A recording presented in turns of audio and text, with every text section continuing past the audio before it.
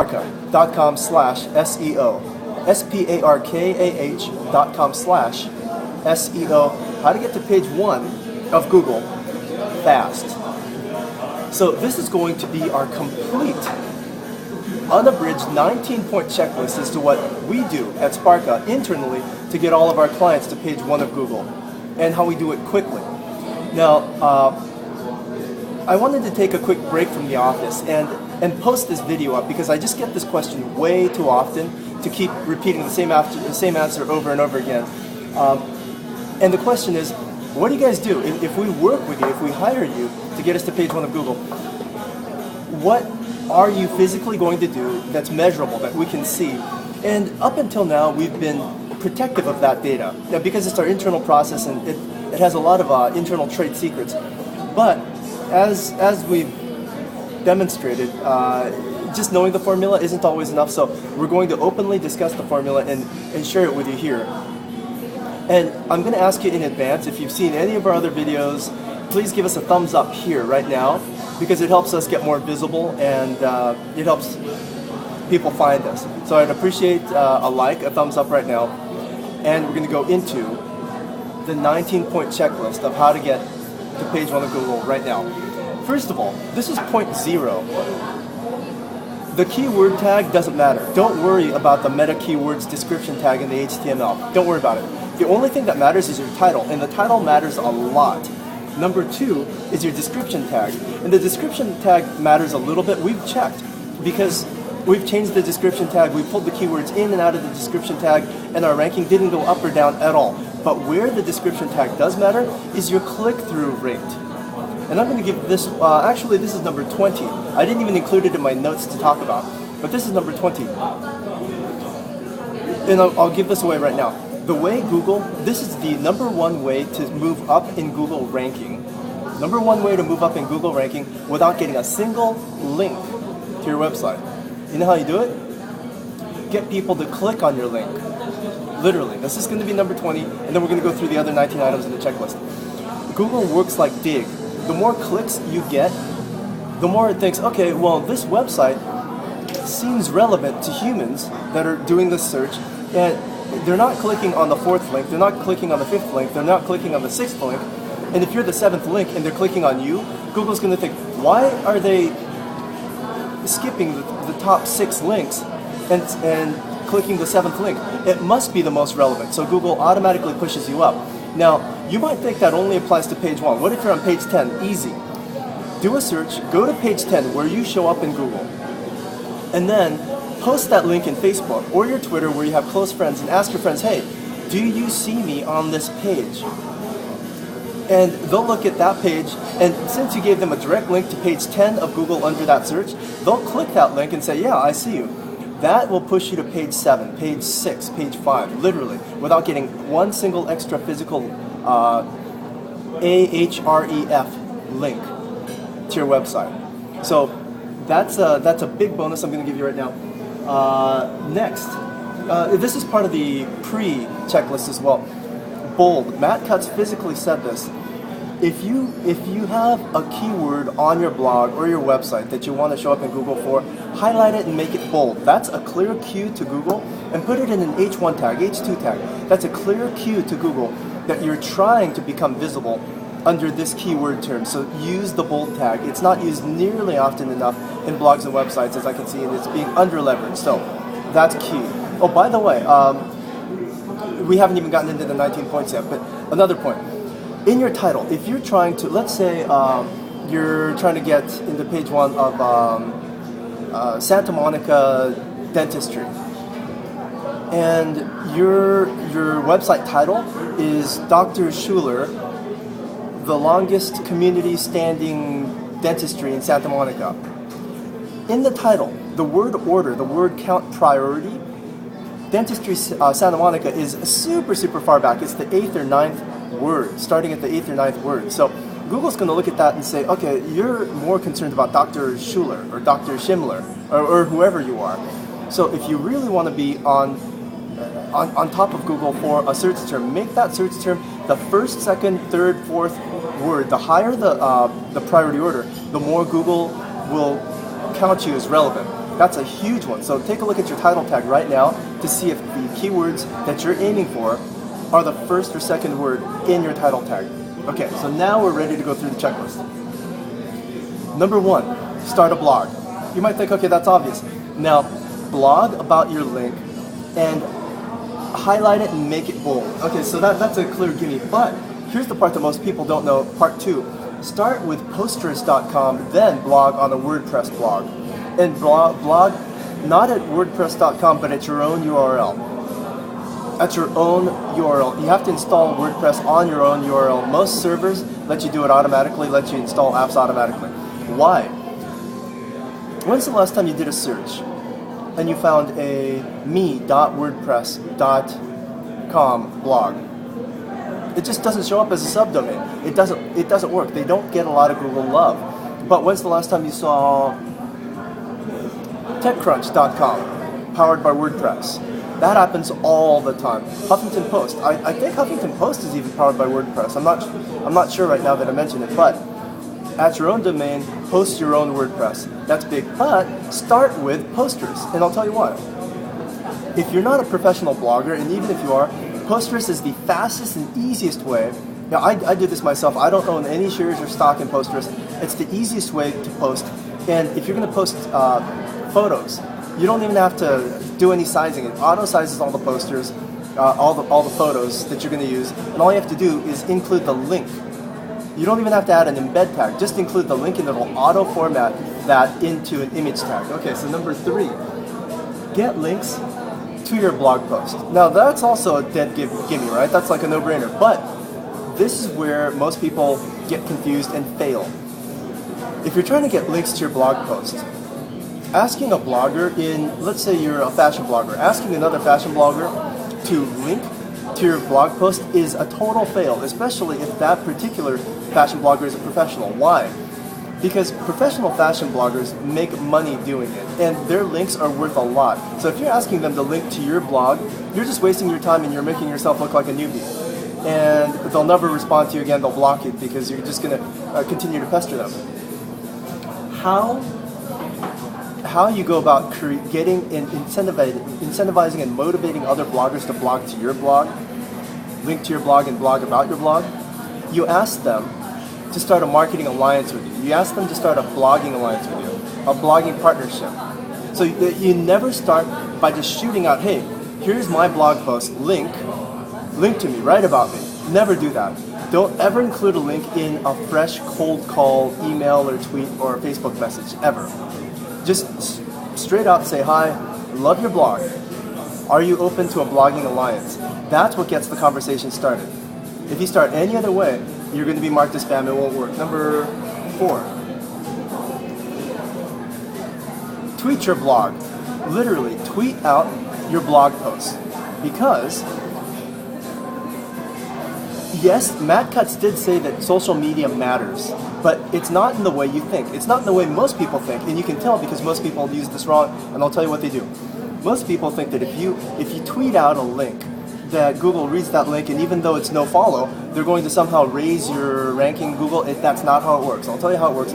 You tweet out a link. There are actual bloggers out there who set up search filters for exactly what you're talking about, exactly what you do, and exactly what product you sell. And if your tweet is interesting to them, they will include you in their Paperly. You've seen Paperly, right? Paper.li. Paperly links now, they do count. They are do follow. They're not no follow. So you're going to get Google credit for that. Twitter will directly get you links that matter to Google through Paperly. Number 5, link to blogs that link to you. This is important because let's say you've got 10 blogs that link to you. You think, okay, I've got 10 links and I'm going to start going up in Google. No, that's not how it works. If the blogs that link to you are worthless, and most of them are, 99% of all the blogs that link to you don't have any credibility or clout. Now, I'm going to go through this has been said before, but I'm going to explain at this point how Google's algorithm works. It's a human reputation simulator. It's a human relevance simulator. And if you look at it that way, you'll totally understand how Google tries to emulate human response a recommendation. It's a recommendation engine, basically. If you're, I'll give you this example. Let's say you've got a toothache and you're looking for a dentist, and you're at your auto mechanic, and your car mechanic says, "Hey, you look like you've got a swollen jaw. Is your tooth bothering you?" You say, "Yeah." The guy says, "Let me recommend Dr. Smith. He's my dentist. He's amazing. The guy's cheap and he's smart and he's friendly. I recommend him." Okay, so you think, okay, I should go see Dr. Smith, my dentist, or my auto mechanic, who also happens to have a jaw and a tooth like I do, has something in common with me. So his recommendation of Dr. Smith is relevant. Okay, but before you go see the dentist, you have an appointment with your physician, your family doctor, and your physician says, go to Dr. Jones, because that guy is a medical genius, and he's inexpensive, and he's excellent with molars. Whose opinion are you going to respect more, the auto mechanic or your family doctor? Whose reputation lends itself to a more valuable recommendation? That's how Google thinks. If 10 different blogs that have no links going to them link to you, all those blog links are worthless. So what you have to do, if you have 10 links coming from 10 different blogs, what you do is literally become responsible to drive 10 more links to each one of those blogs. So you're going to end up with a total of 110 links that you have to build. You see how that math works? Think of it as a big pyramid with you here and 10 links going to you, and then 10 other links going to each of the guys that go to you. That's the structure you have to create. Number 6, post to Google+. Google+ is within Google's network, and it's completely a no-follow blog place. It's a link place where you're actually going to get real link juice credit. Google+, use it and post links to your stuff, your URL, your blog post from Google+. Number 7, post to Reddit under a subreddit. Reddit is not no-follow. Reddit is do-follow. Most people don't realize that because the Reddit code is so intricate. Reddit doesn't hide links in hidden iframes or databases. It's all out there for Google to see. And post in a subreddit so that Google knows coming down through that link stream that your blog post is relevant within its category. So, for instance, if you're going to blog about aftermarket car parts, let's say you sell aftermarket car parts, and your link is coming from a farming website or a kitty litter website. Low relevance. It's like the mechanic talking about a dentist. Very low relevance. But if you place your Reddit link in a subreddit that's relevant, now you've got extra points just for that. Number 8, comment in big blogs with your link. Big blogs, Huffington Post, CNN, MSNBC, anywhere you can actually put Engadget. All these companies that are big blogs, comment and put links into your website and blog. You might think, wait a second, why would I do that? Because they're all no-follow. You said that Google doesn't care about no-follow. Google doesn't. But other bloggers read those big blogs. So what that means is that your comment can't just have a worthless link in it. Your comment has to have enough juice. It has to have enough value in the content of your comment so that a blogger who's reading that Huffington Post or that Engadget blog post will say, hey, this commenter knows what he's talking about. Let's go to his site and see if there's more valuable stuff I can pull from his site and link to him. That's the strategy. The link just from the big website is worthless. You're trying to get links that are in the body of another blogger who happens to be reading the post that you commented on. Number 9, comment on do-follow blog comments. Now, if you do a search for do-follow blogs, there are blogs that don't have no-follow in their comments. They're mostly worthless, literally, and they attract a lot of spam, so most of them are going to be spam filtered from the get-go through Google. But that's okay, because if you find one that's not, and that requires work, and you land yourself a valuable comment with a real link, that helps your case. Number 10, add a link to Wikipedia to your website, your URL, or your video. And you might think, wait a second, that's tough to do. Every single time I do that, they delete my link. Yeah, and it's no follow. Yeah, but not all pages in Wikipedia are monitored as stringently, as fervently. You'll find other related Wikipedia pages that aren't monitored at all, and you can link to your website, especially in the external pages, if the link is valuable again, if the link is valuable. And why? Even though the link is no follow and Google doesn't give you any credit for it, other bloggers will read that Wikipedia page. When bloggers do research for anything that they're blogging about, they'll go to Wikipedia and they'll look at all the links and see if they can glean anything from those links, be one of those links, and you'll end up in different blogs that blog about the topic that you are featuring on your website. Next, number 11, post your link to LinkedIn, Facebook, Reddit, Twitter, and Pinterest. Why? Matt Cutts again said that Google takes cues from social media, and although social media is largely no follow, and you might think, okay, so if it's no follow and they follow that rule and don't give you any link credit, how is it going to be valuable and relevant to me to post in no follow social media?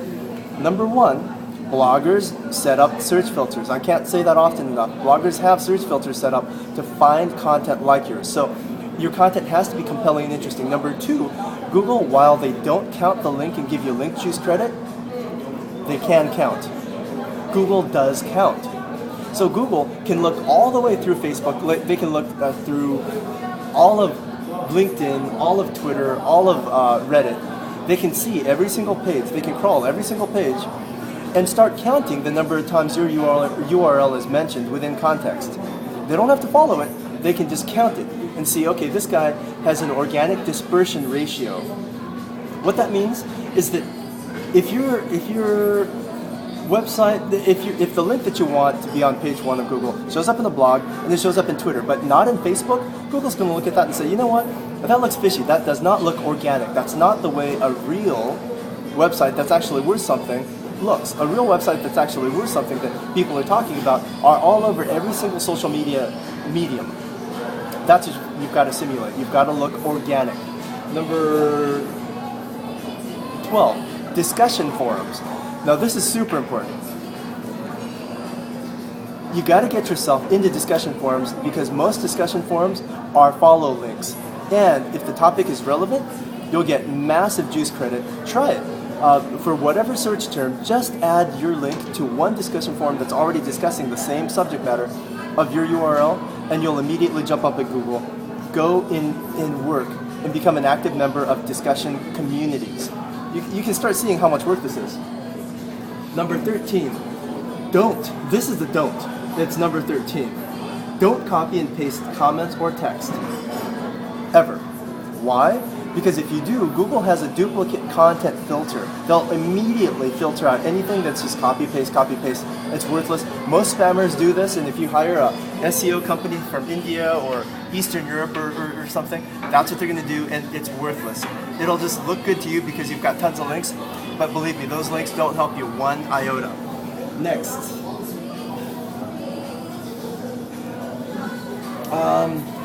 Next, I'm going to give you another bonus here. So let's say this is 21. This is number 21. I didn't know. I wasn't going to mention this, but I am. And it falls under branding. Actually, this is one of two. It falls under branding. Put your link in your Skype status, in your Google Plus status, in your AOL Talk status, in your MSN status, in your Facebook status, in your Gtalk status. Put your link in all the statuses all over the world, everywhere. Because chances are the people that see your status are the people that you work with, and the people that you work with are in your industry. They are largely going to have blogs and websites. And so the more you expose yourself to them, the more chances are they'll remember, hey, didn't Joe or didn't Bob have something to say about this topic? And they'll blog about you without ever mentioning it. In fact, most of the time, 99% of the time that we find mentions about Sparka.com, no one tells us they're writing about us. They just write about us. And a lot of times it's just because we're ever present everywhere. Everywhere someone comes into contact with us, they see what we're doing. They see how much we're pushing our web marketing and web business consulting. Do the same thing for your business and your product. Next, and this is a big one. I think this is number 22 of the 19. Gmail. Put your link in Gmail. Google owns Gmail. Google spiders Gmail. They do. You might not think they do. You might think that's an invasion of privacy, but it's not. There's not a single human that reads any of your Gmail emails. It's just used statistically to spider. And this is part of the organic graph again. If a website really does deserve to be on page 1 of Google under anything, it's not only going to show up in a blog, it'll show up in Facebook. If it shows up in Facebook, it'll be in Twitter. If it shows up in Twitter, it'll be in LinkedIn. And if it shows up in LinkedIn and social media and blogs, guess what? Someone's going to email the link to somebody else. Make sure your link is in your email so that when anyone forwards your email to somebody else that's not you, that forward is going to have your email link in it. How do you know Google spiders email? Real simple. AdSense, AdWords. They have to. That's how they generate the relevant ads, by reading your email. Okay, next. Number 14. The reason why I do these videos is because I get the same question over and over again, and a video helps me get found in Google and in YouTube. Do the same thing. Start a discussion forum. Don't answer the same question over and over again. Answer questions publicly so that you get some Google Juice credit for it, so that you get some reference value for it. Start an FAQ, start a PHP BB forum. Make sure, oh, by the way, we have a PHP BB spam catcher. It's the best spam catcher in the world. We developed it in-house. If you need it, let us know. But build your own PHP BB spam free forum and link to yourself from that forum. People will love it, they'll use it, they'll find you, and it's worth tons of Google Juice. Next, number 15, YouTube. Do YouTube videos of your most important blog posts and of your most important products or web pages. Why? Google owns YouTube. YouTube gives Google another shot at AdWords revenue. Anyone that does a search, here's Google's strategy. Anyone that does a search gives Google an opportunity to make a profit off of a click in one of their AdWords. Now, if that click happens to go to YouTube and not to an AdWords ad where Google can make $1 per click, which is a lot of clicks and lots of money, then if it goes to YouTube, now that gives Google 2 opportunities to capture a click. That's why YouTube is preferred in Google searches. Produce a YouTube video. If you need help doing that, contact us. Sparka.com/contact. Now, next. Number 16. This is big. This is really big. Go to KoreanOvernight.com. KoreanOvernight.com. Go to the bottom of the page. You'll see 2 PayPal buttons where you can buy. That's our website. It's a pet project. It's a hobby project of mine personally. We get a lot of sales on the website, and we get even more blog postings about that website. If you do a search, a real simple search in Google right now for how to say I love you in Korean, we're number 1. We're the very first result for the most popular search term under this entire industry of Korean education. Why? Because we offer a product for sale, and then we offer a free way to get the same product that's worth $45 or $70 or $1,000, whatever your product is worth. Put a little link in and say, take the user, the person that doesn't have the $45, that doesn't have the $5 to spend on the product, and make them an advocate, because you can't make them a customer otherwise. You see? So extract some value from the relationship so that you can give value into the relationship.